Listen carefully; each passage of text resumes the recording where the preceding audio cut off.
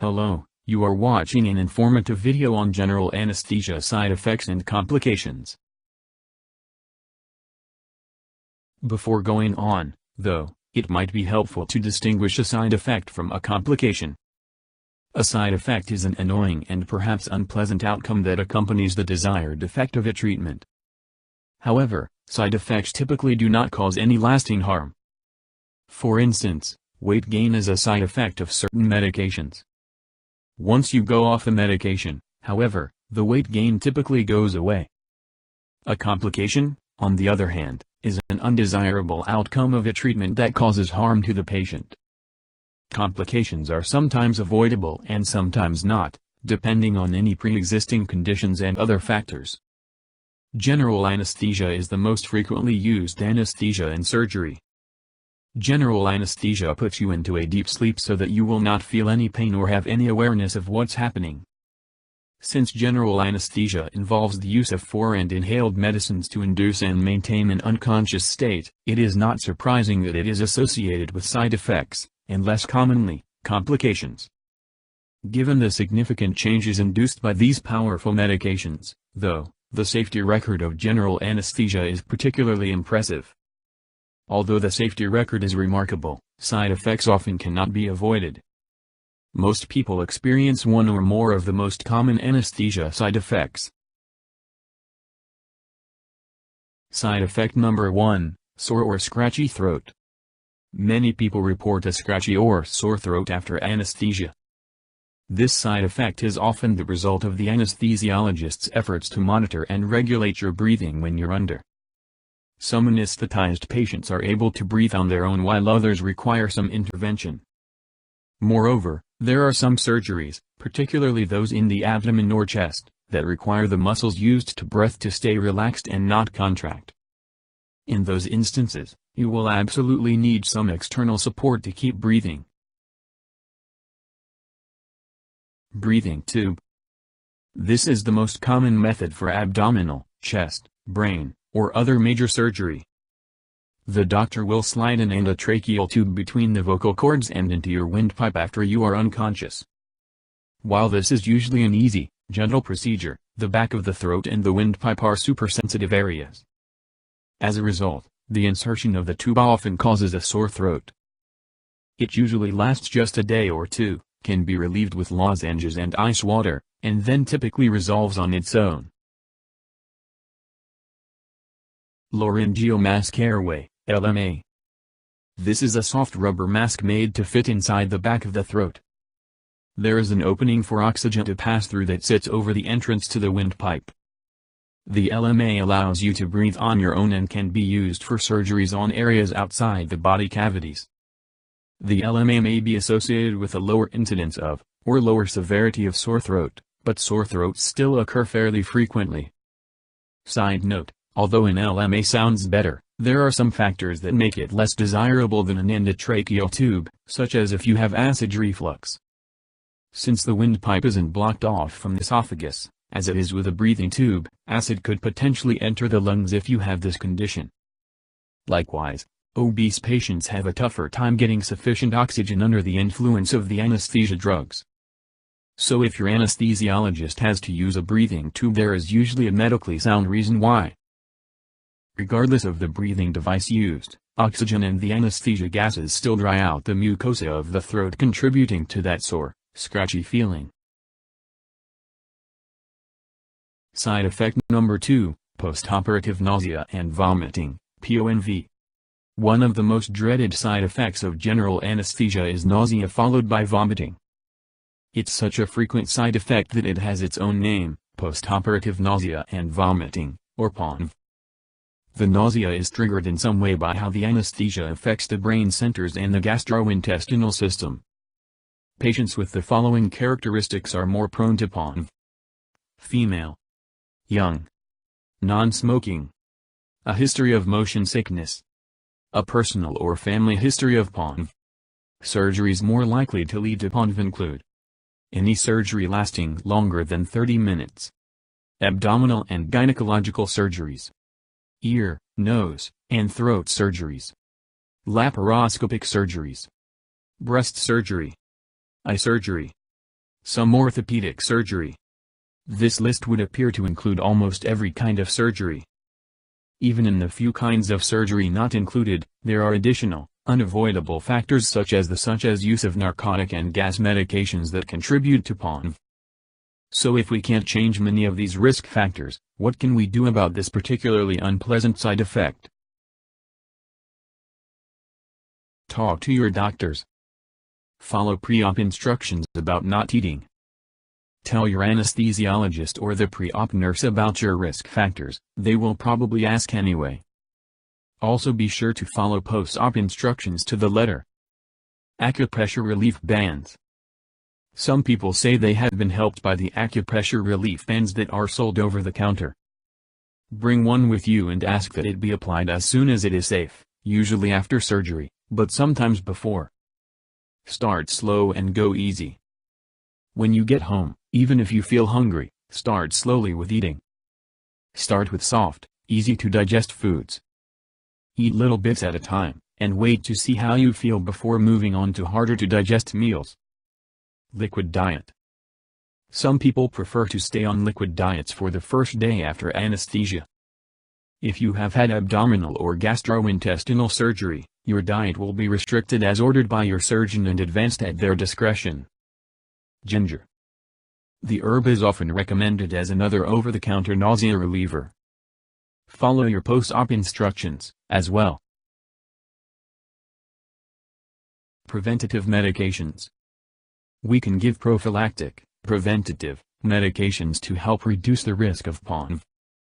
There are various drugs we can give alone or in combination, based on the level of risk and the risk-benefit ratio of each drug, because, yes, they have side effects, too.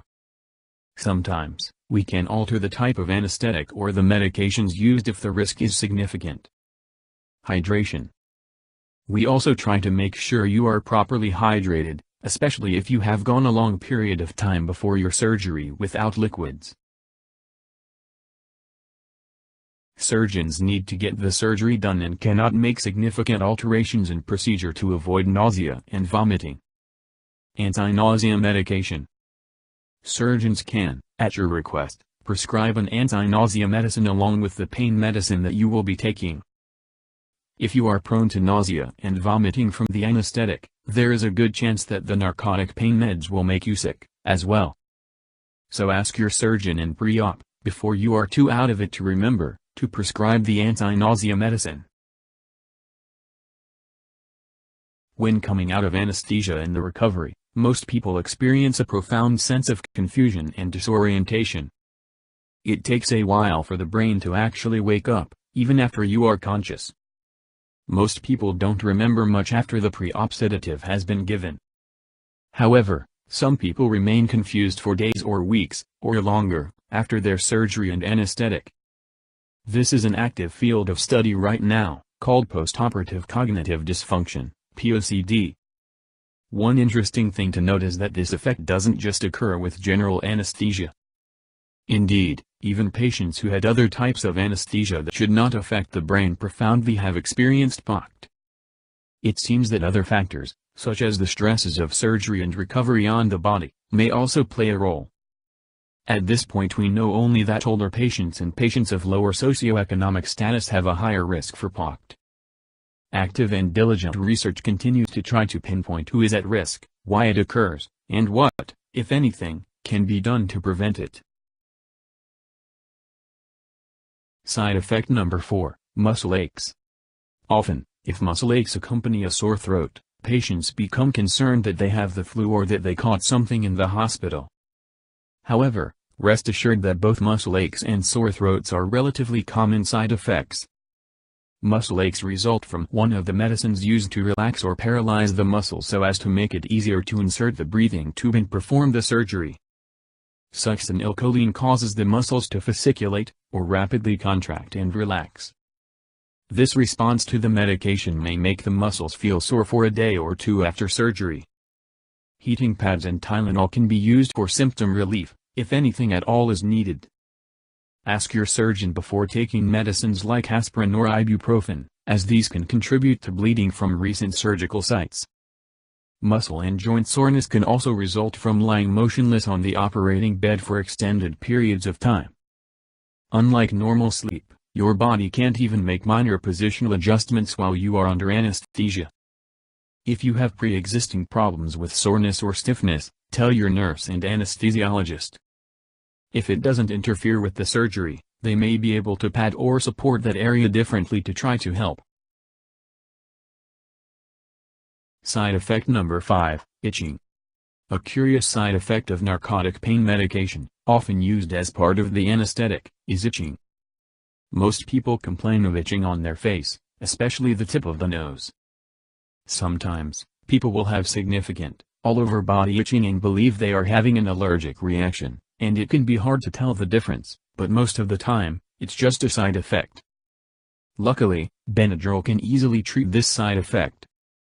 However, first make sure it's okay to take over-the-counter medicines with the prescriptions you have been given. In the hospital, patients can get a special medicine that block the receptor responsible for itching but not pain relief, which is even more effective. Narcotics are routinely used during anesthetics to block pain receptors and often cannot be avoided. Tell your anesthesia provider if you have had this bothersome side effect in the past. Side effect number 6, emotional outbursts. A rather curious and common, although less researched, side effect of anesthesia is emotional displays or outbursts after awakening. It should be stressed that these displays of emotion are not under the patient's voluntary control. If you have one of these extreme emotional reactions, it will not be held against you in any way. We know it's the meds. A young man may wake up combative and in fight mode. Very often, their occupation or background gives clues that this may be an issue. With certain patients, particularly those in the military, law enforcement, or former prison inmates, I make sure to have extra medication on hand in order to calm an overly aggressive emergence from anesthesia.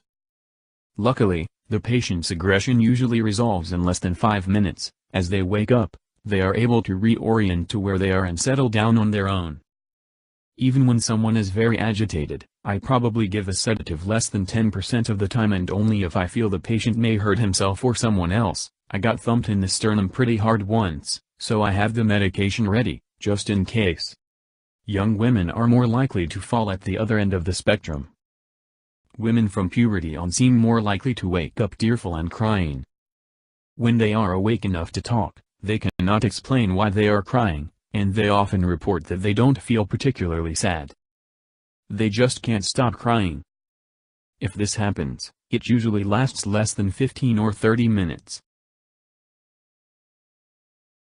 Final thoughts. Anesthesia may sound potentially scary and unpleasant, but keep in mind that all medications have side effects. The very powerful, potent, anesthetic agents are certainly no exception. No one, not even your anesthesiologist, can predict how you will feel or which side effects you may experience. If you are having surgery, talk to the pre-op nurse or the anesthesiologist, or both, about any concerns that you have. They will be able to discuss all of the risks and benefits with you. Chances are, though, that even with the possibility of side effects, you will still likely decide to have your surgery with anesthesia, rather than without it. Thank you and keep watching more informative videos.